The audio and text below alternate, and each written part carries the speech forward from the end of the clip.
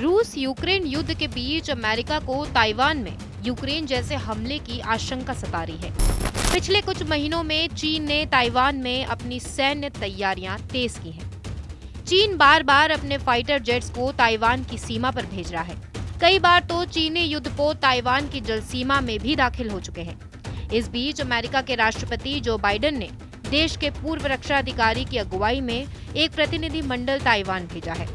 Taiwan पर कब्जे की नापाक कोशिश में जुटे चीन को लग रहा है कि अमेरिका ताइवान की मदद कर उसके रास्ते का कांटा बन रहा है। अमेरिकी अधिकारियों के ताइवान पहुंचने पर चीन ने नाराजगी जताई है। चीन ने इसे लेकर अमेरिका को कड़ी चेतावनी भी दी है।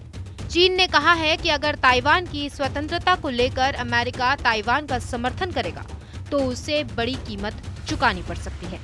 पिछले कुछ दिनों जो बाइडेन द्वारा भेजा गया अमेरिका के पूर्व रक्षा अधिकारियों का एक प्रतिनिधि मंडल ताइपी गया था।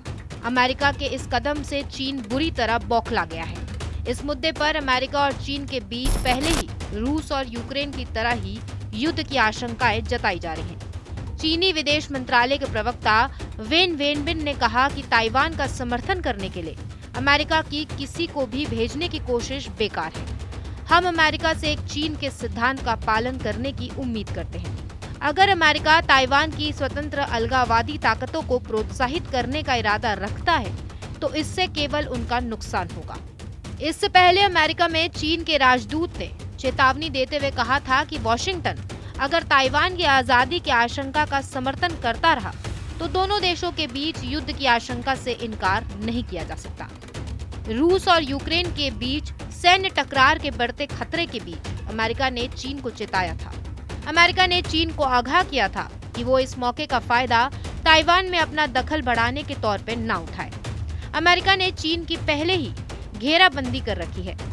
अमेरिका ने परमाणु हथियारों से लैस 2 युद्धपोत, एक फिलीपींस के समुद्र में तो एक जापान के योकोसुका में तैनात कर दिया था।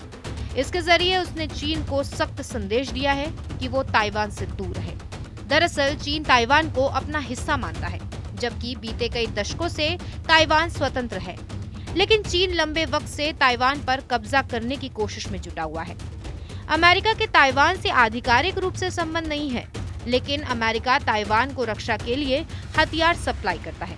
जानकारों का कहना है कि यूक्रेन में अमेरिका ने कमजोरी दिखाई है और इस कमजोरी का फायदा उठाने की कोशिश चीन जरूर करेगा।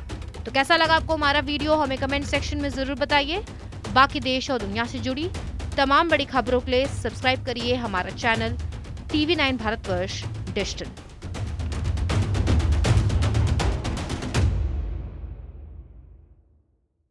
अड़ी सोमवार से शुक्रवार शाम 6 बजे सिर्फ TV9 भारतवर्ष पर।